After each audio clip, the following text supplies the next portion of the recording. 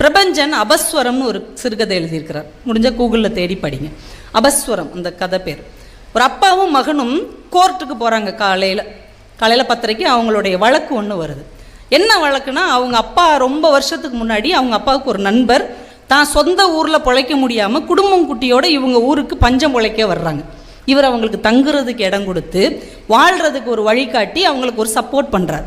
அவர் கொஞ்சம் கொஞ்சமாக தன்னை நிலைநிறுத்திக்கிட்டு இருக்கிறார். சுந்தரேசன் மாமா, இந்த பிள்ளைங்க மாமான்னு தானே கூப்பிடும். அவர் நல்லா வரும்பொழுது ஒரு பிஸ்கட் கம்பெனியுடைய ஏஜென்சி அவருக்கு கிடைக்குது. இப்போ அதுக்கு அட்வான்ஸ் பணமாக 1 லட்ச ரூபா கட்டணும். தான் வீடு அடமானம் வைக்கிறதுக்கு ஒரு சேட்டுக்கிட்ட போகிறார். அந்த சேட்டு சொல்கிறாரு, யாரையா ஜாமீன் கூட்டுவா, இதே ஊரை சேர்ந்தவங்கள.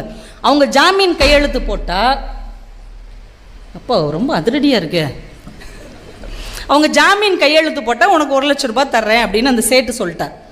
அந்த சுந்தரேசை மாமாங்கிறவர் இவர்கிட்ட வர்றார். வழக்கம் போல், நீ தானப்பா எனக்கு உதவி செய்கிற, இப்போவும் உதவி செய், ஒரு ஜாமீன் கையெழுத்து மட்டும் நீ போட்டு கொடுத்துரு, அவன் பணம் தருவான், நான் அந்த பிஸ்கட் கம்பெனி ஏஜென்சி எடுத்துக்கிறேன் அப்படின்னு.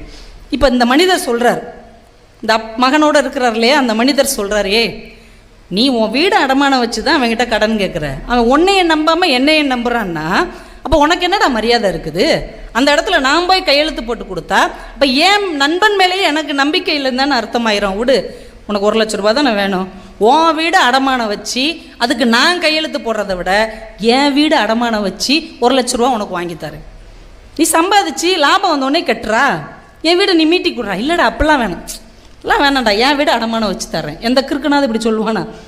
அந்த ஆள் சொல்கிறார், சொல்லி தான் வீடு அடமானம் வச்சு 1 லட்ச ரூபா நண்பனுக்கு கொடுத்துட்றாரு. அவர் அந்த 1 லட்ச ரூபாயை வச்சு செம்மையாக வாழ்கிறார்.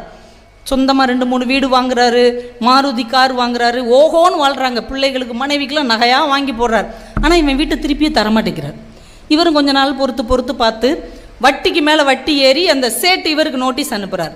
இவர், என்னடா வீட்டை திருப்பி கொடுறா, உனக்காகத்தானே அந்த 1 லட்ச ரூபா வாங்கி கொடுத்த, எப்போ வாங்கி கொடுத்த? உன் வீட்டை அடமானம் வச்சு நீ எனக்கு வாங்கி கொடுத்தியா? இது யாரை நம்ப சொல்கிற? இவருக்கு அப்படியே அதிர்ச்சி ஆயிடுது.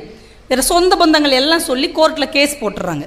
கேஸ் இழுக்கும்ல, வழக்கு இழுன்னு இழுத்துக்கிட்டே தானே இருக்கும். கோர்ட்டு கேஸுனாலே இழுத்துக்கிட்டே தான் இருக்கும். எங்கள் பேராசிரியர் தான் ஒரு நகைச்சுவை சொல்வார். ஒரு கோர்ட்லேருந்து வழக்கறிஞர் வெளியில் ஓடுறாரு, கேஸ் கொடுத்தவர் பின்னாடியே ஓடி இருக்காரு. ஐயா, எப்படியாவது இந்த வழக்கை சீக்கிரம் முடிச்சு கொடுங்க ஐயா, எப்படியாவது முடிச்சுங்க, ஏன் அவசரப்படுற, நடக்கிற வரைக்கும் நடக்குயா? ஐயா, 18 வருஷமாக நடந்துக்கிட்டு இருக்கியா, இது எங்கள் அப்பா உங்கள் அப்பா கிட்ட கொடுத்த கேஸு, 2 கேஸும் போய் சேர்ந்துருச்சு, இப்போ நம்ம நடத்திக்கிட்டு இருக்கோம். இரு, என் மகனும் வழக்கறிஞருக்கு படிச்சுக்கிட்டு இருக்கான், உனக்கு ஒரு மகன் இருக்கான்ல, நடத்துவாங்க ஐயா அப்படின்னு இருக்கிறார். இந்த கேஸ் இழுன்னு இழுத்து இன்னைக்கு கிட்டத்தட்ட அந்த எதிராளியும் வந்துடுறார். அவரை நீதிமன்றத்தில் கூண்டில் ஏற்றுறாங்க. இவர் வீடு அடமானம் வச்சு பணம் உங்களுக்கு கொடுத்தாங்களான்னு. என் வீடு இருக்கும்போது எதுக்குங்க அவர் வீட்டை அடமானம் வச்சு நான் பணம் வாங்கணும்?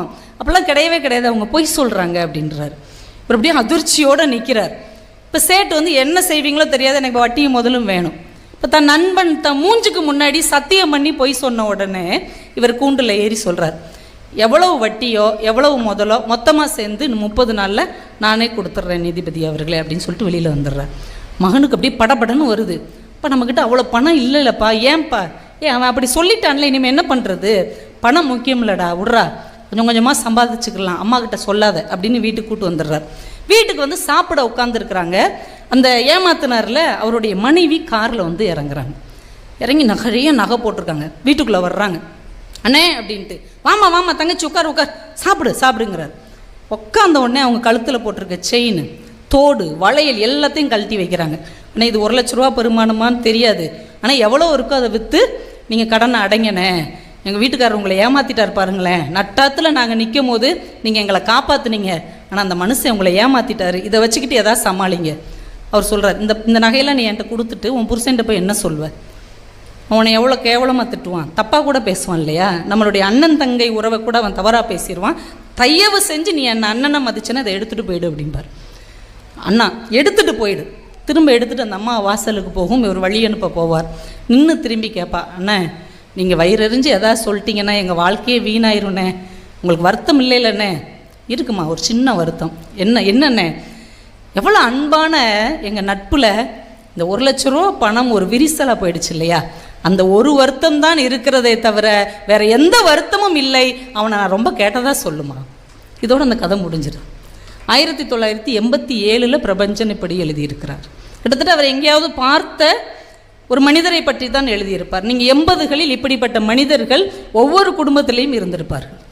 ஒரு பெரியப்பாவாக, ஒரு சித்தப்பாவாக, ஒரு மாமாவாக, நம்ம அப்பாவோ யாரோ ஒருத்தங்க தான் சொத்தை அவங்களுக்கு கொடுத்துட்டு ஏமாந்து போய் அதை பற்றி எந்த வருத்தமும் இல்லாமல் அவன் நல்லா இருந்தால் இருந்துட்டு போட்டும் விடு சொல்லுகிற மனிதர்கள் இருந்தார்கள் இல்லையா? ஆனால் இன்னைக்கு எப்படி இருக்கிறது நம்முடைய வாழ்க்கை? ஒருத்தரை அடித்து கொண்டு பிடித்து கொண்டு எப்படியாவது நான் முன்னேறிடணும், நான் வாழ்ந்துடணும், நான் ஜெயித்திடணும் அப்படிதான் நினைக்கிறோமே தவிர, தவறு செய்த ஒருவனை கூட மனசார மன்னிக்க முடியும் என்று நம்முடைய தமிழ் சிறுகதை சொல்லி இருக்கிறது என்றால் எப்படிப்பட்ட மனிதர்கள் இந்த மண்ணில் வாழ்ந்திருக்கிறார்கள்.